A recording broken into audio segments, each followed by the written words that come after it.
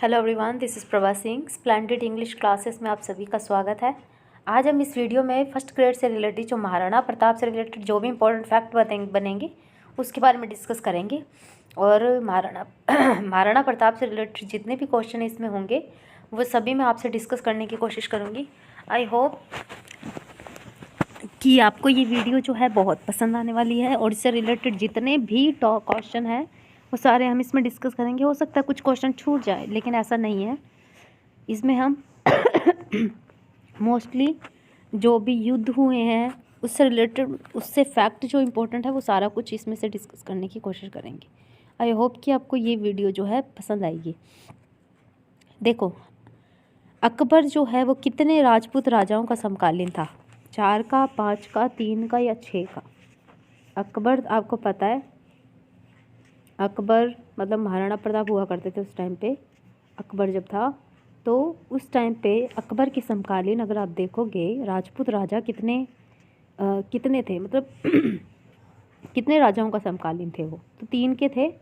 कौन कौन से आते हैं? महाराणा उदय सिंह आ जाते हैं, महाराणा प्रताप सिंह आते हैं और महाराणा अमर सिंह आते हैं। ये जो 3 राजा हैं ये मतलब कि इनके समकालीन रह चुके हैं। ठीक है, उदय सिंह आपको पता ही है महाराणा प्रताप के फादर होते हैं। अब देखो, तीनों राजाओं में से किसने मुगलों की अधीनता स्वीकार कर ली थी? अमर सिंह ने, महाराणा उदय सिंह ने, महाराणा प्रताप ने, या फिर किसी ने नहीं? देखो, महाराणा प्रताप ने तो बिल्कुल भी नहीं की थी, क्योंकि उन्होंने संघर्ष करते रहे, वो युद्ध करते रहे। उनको काफ़ी लोग, मतलब कि अकबर ने काफ़ी लोगों को भेजा उन्हें संधि करने के लिए, लेकिन वो मतलब कि किसी की बातों में नहीं आए। तो महाराणा प्रताप तो नहीं है, इसका अमर सिंह है ना, उदय सिंह भी नहीं है। अगला क्वेश्चन है कि महाराणा प्रताप का जन्म कब हुआ था? 9 मार्च 1560, 9 मई 1514, 8 नवंबर 1556 या 7 दिसंबर 1572? महाराणा प्रताप का जन्म कब हुआ था?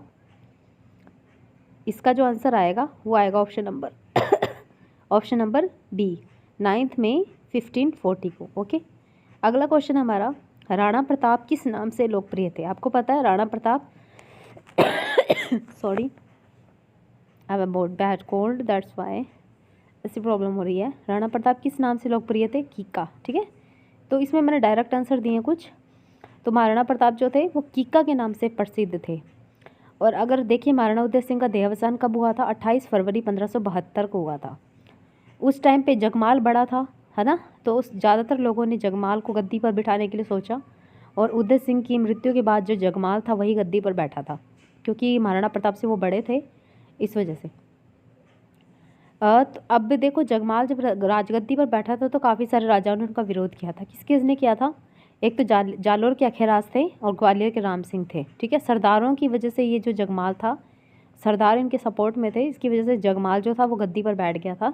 लेकिन बाद में काफ़ी लोगों के सपोर्ट के बाद महाराणा प्रताप गद्दी पर बैठे थे, और महाराणा प्रताप का जो राज्याभिषेक हुआ था वो भी 2 बार हुआ था। ठीक है, एक विधिवत राज्याभिषेक हुआ था।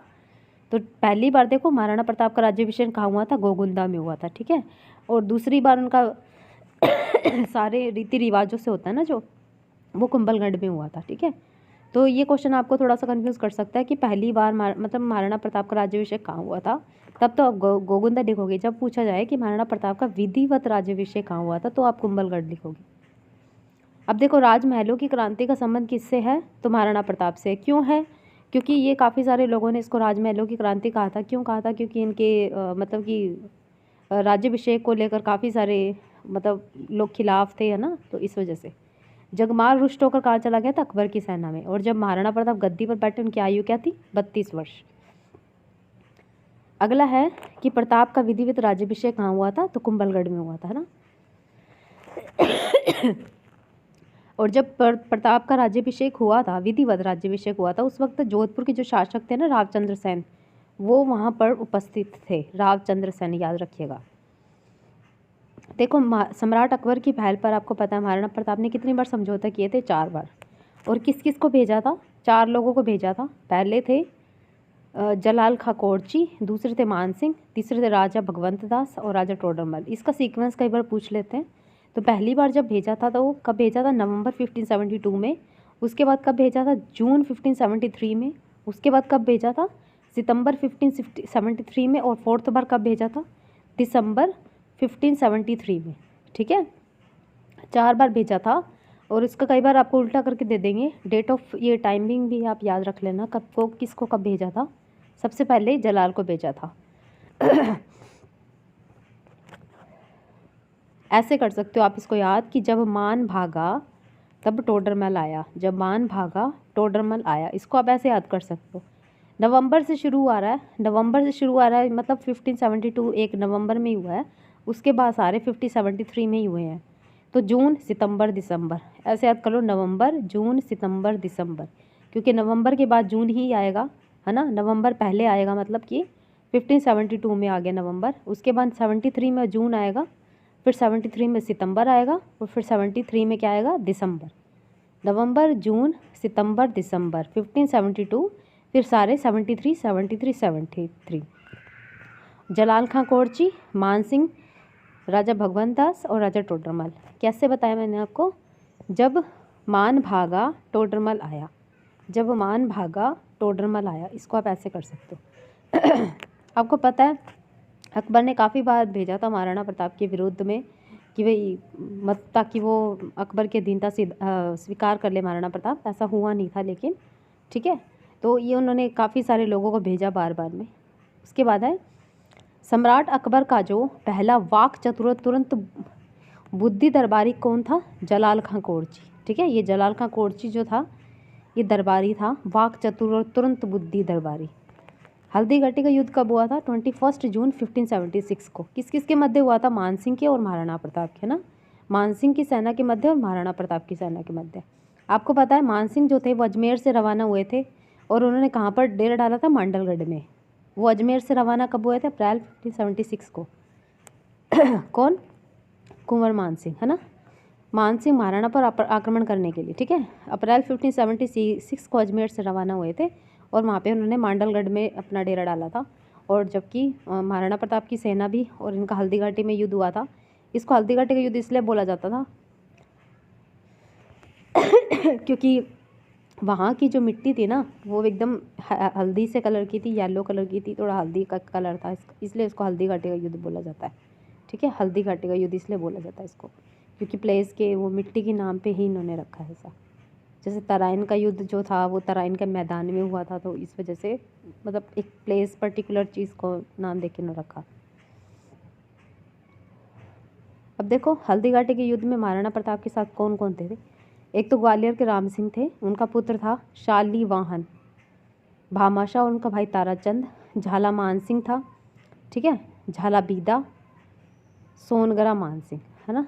मान सिंह, सोनगरा मान सिंह, झाला मान सिंह, जाला बीदा, ताराचंद, भामाशाह, शालीवाहन और ग्वालियर के राम सिंह, ठीक है। प्रताप की सेना के सबसे आगे का नेतृत्व कौन कर रहा था? हकीम खान सूरी, ठीक है। मानसिंह की सेना की अग्रिम पंक्ति का संचालन कौन कर रहे थे? आसफ खां और जगन्नाथ कछवाहा। जब प्रताप की सेना का पूछे कि प्रताप की सेना के सबसे आगे का नेतृत्व कौन कर रहा था, तो हकीम खां सूरी कर रहे थे। अगर मानसिंह की सेना का पूछा जाए तो कौन आएगा? आसफ खां और जगन्नाथ कछवाहा। याद रखिएगा, प्रताप की सेना के सबसे आगे का नेतृत्व कौन कर रहा था? हकीम खां सूरी कर रहे थे। और जबकि मानसिंह की सेना की अग्रिम पंक्ति का संचालन कौन कर रहे थे? तो आसफ खां कर रहे थे, ठीक है। आसफ खां और जगन्नाथ कछवाहा। ओके, आपको पता है प्रताप की सेना में भी बहुत सारे मतलब बहादुर सैनिक थे, बहुत बहादुर योद्धा थे, ना। अगला क्वेश्चन था हमारा, देखो ये क्वेश्चन है कि इस युद्ध में कौन से इतिहास को उपस्थित थे? अलबदायूनी, ठीक है। अलबदायूनी ने अपना आंखों देखा हाल देखा इस चीज़ के बारे में। उसके बाद है कि महाराणा प्रताप जब घायल हो गए थे तो उनका स्थान किसने ले लिया था? आपको पता है झाला बीदा ने ले लिया था, है ना। झाला बीदा थे जो उनके सारे उन्होंने धारण कर लिए थे, क्योंकि वो घायल हो गए थे। महाराणा प्रताप घायल हो गए थे और वो भाग गए थे, बलीचा की तरफ भाग गए थे। और जो उनका ब्रदर था शक्ति सिंह, है ना, जो मुग़लों की सेना में था, वो उनको भी उन पे दया आई तो उन्होंने अपना घोड़ा जो था, शक्ति सिंह ने अपना घोड़ा जो था महाराणा प्रताप को दे दिया था, है ना। उसके बाद क्या था कि मुग़ल सेना में जो प्रताप का भाई था उसका नाम क्या था? शक्ति सिंह। और उसके आपको पता है कि इस युद्ध में चेतक जो था, उनके घोड़े का नाम है चेतक, वो काफ़ी बुरी तरह घायल हो गया था और बलीचा में उनकी डेथ हो गई थी। और अगर पूछा जाए कि उनकी छतरी कहाँ बनी हुई है तो बलीचा में ही बनी हुई है, ठीक है। और चेतक ने जो आखिरी सांस ली थी वो बलीचा में ही ली थी। उसके बाद मतलब बलीचा में वो रहे, बलीचा से रवाना हो गए थे महाराणा प्रताप, क्योंकि वो घायल हो गए थे वहाँ पे बुरी तरीके से, है ना। और अगर उनका अगेंस्ट उनका भाई पूछा जाए तो कौन आता है, शक्ति सिंह आ जाता है। चेतक ने कहाँ आखिरी सांस ली थी, बलीचा में ली थी। और चेतक की अगर छतरी पूछी जाए तो कहाँ बनी हुई है, बलीचा में बनी हुई है। और महाराणा प्रताप के घायल होने के बाद उनका स्थान किसने लिया था, जालाबीता ने लिया था, याद रख लेगा। ये थोड़े थोड़े इंपॉर्टेंट क्वेश्चन है, छोटे छोटे क्वेश्चन आ जाते हैं, कई बार पूछ लेते हैं एग्जाम में। चेतक की छतरी कहाँ बनी हुई है, बलीचा में बनी हुई है, ये भी याद रख लेना। अब आपको पता है कि प्रताप जब युद्ध में घायल हो गए थे, उसके बाद वो कौन से गांव में पहुंचे थे, कोलियारी गांव। कोलियारी गांव में पहुंचे थे, वहाँ पर वो थोड़े टाइम रहे और फिर वो कोलियारी से कुंभलगढ़ की तरफ चले गए। कोलियारी से वो कुंभलगढ़ की चले गए थे। गुरिल्ला छापामार पद्धति किसने अपनाई थी, महाराणा प्रताप ने, ठीक है। उसके बाद अकबर ने स्वयं अजमेर से मेवाड़ पर चढ़ाई की थी। कब की थी, अक्टूबर 1576 में। अकबर ने उदयपुर को जीत लिया था नवंबर 76 में, ठीक है। अकबर ने उसको जीत लिया था और उसका नाम चेंज करके मोहम्मदाबाद रख दिया था। किसने रखा था ये, अकबर ने। कब जीता था उन्होंने उदयपुर को, नवंबर 1576 में। और अकबर ने अजमेर से मेवाड़ पर चढ़ाई की थी। कब की थी, अक्टूबर 1576 में।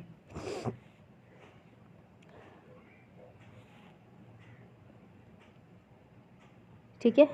गुरीला छापामार पद्धति का कई बार क्वेश्चन पूछा जाता है, किसने अपनाई थी, महाराणा प्रताप ने, ठीक है।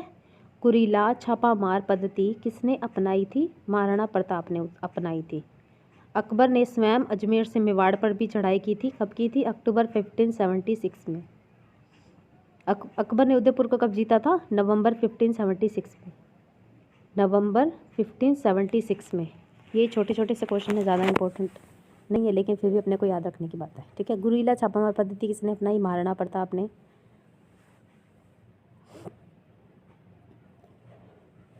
सॉरी।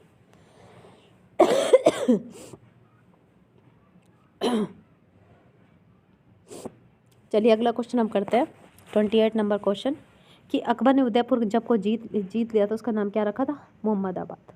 उसके बाद अकबर ने क्या किया था, 3 बार शाहजहाँ खां के नेतृत्व में सेना को भेजा था। कब कब, पहली बार भेजा था 15 अक्टूबर 1577 को, दूसरी बार भेजा था 15 दिसंबर 1578 को, और तीसरी बार भेजा था उन्होंने 15 नवंबर 1579 को, ठीक है।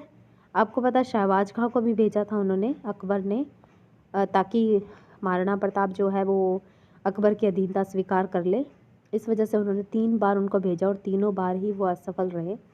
पहली बार कब भेजा, टाइमिंग याद रखनी है आपको, 15 अक्टूबर 1577। और पूछा जाए कितनी बार भेजा, 3 बार भेजा था, ठीक है। शहबाज खां की बात होगी तो 3 बार बोलोगे, लेकिन जब वो उनकी मानसिंह, जलाल खां कोटची और टोडरमल की बात होगी तब वो 4 टाइम हुआ था ना। उसके बाद दिवेर का युद्ध कब हुआ था, अक्टूबर 1582 में हुआ था। और ये दिवेर का युद्ध जो था महाराणा प्रताप के लिए बहुत ही अच्छा था, इसके बाद उनको बहुत फेम मिली थी, ठीक है। और उसके बाद उन्होंने वो चावंड में रहने लग गए थे, चावंड में रहने लग गए थे। बाद में उन्होंने चावंड को अपनी राजधानी बनाया था, ठीक है। दिवेर के शाही खाने का मुख्तार कौन था, सुल्तान खां दिवेर के, ठीक है। मेवाड़ के और मुगलों के बीच एक निर्णायक युद्ध कौन सा माना जाता है, दिवेर का युद्ध। देखो दिवेर की जीत के बाद महाराणा प्रताप ने अपनी राजधानी तो बाद में बनाया था, पहले इन्होंने ये चावंड की स्थापना कर ली थी। चावंड राज्य मतलब चावंड में स्थान रहने लग गए थे, चावंड पे अपना टाइम स्पेंड करने लग गए थे, बाद में उन्होंने राजधानी बनाया था। और अगर देखिए अकबर का अंतिम अभियान जो था महाराणा के नेतृत्व में किसके अधीन हुआ था, जगन्नाथ कछवाहा के। कब हुआ था, 5 दिसंबर 1584। ये इनका लास्ट था, ठीक है। अब देखो चेतक की छतरी पूछी जाए तो कहाँ थी, बलीचा में। और महाराणा की अगर छतरी पूछी जाए तो कहाँ है कि बारडोली गांव में। मेवाड़ मुगल संधि कब हुई थी, देखो मेवाड़ मुगल संधि कब हुई थी, 1615 ईस्वी में, जहांगीर के समय खुर्रम के प्रयासों से, ठीक है। मेवाड़ का थर्मोपोली किसे कहा गया है? हल्दी घाटी के युद्ध को कहा गया है। किसने कहा है? कर्नल जेम्स टोड ने। और मेवाड़ का मैराथन किस युद्ध को कहा गया है? दिवेर के युद्ध को। ये किसने बोला है? ये भी जेम्स टोड ने बोला है, कर्नल जेम्स टोड ने।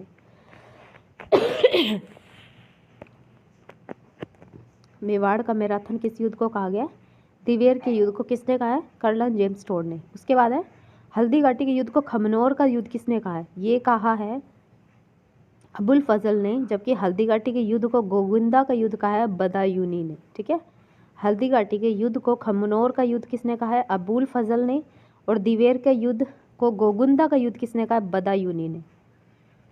मुगल प्रतिरोध किसके समय में देखने को मिला था? महाराणा राज सिंह के समय में। मुगल प्रतिरोध, ठीक है, याद रखिएगा, मुगल प्रतिरोध किसके समय में देखने को मिला था? महाराणा राज सिंह के समय में। ये अपने को याद रखने वाली ज़रूरत है कि हल्दी घाटी के युद्ध को खमनोर का युद्ध किसने कहा है? अबुल फजल ने। और दिवेर के युद्ध को गोगुद्दा का युद्ध बदायूनी ने कहा है। देखो इसमें गोगुन, गु का मतलब न का साउंड आ रहा है, गुंदा गुंदा, यूनी यूनी है ना, ऐसे न का साउंड आ रहा है, तो उस वजह से आप ये इस चीज़ को याद रख लेना। ठीक है, थैंक यू सो मच। अगर आपको ये क्वेश्चन पसंद आए तो प्लीज़ इसको लाइक भी करना और शेयर भी करना। Thank you so much.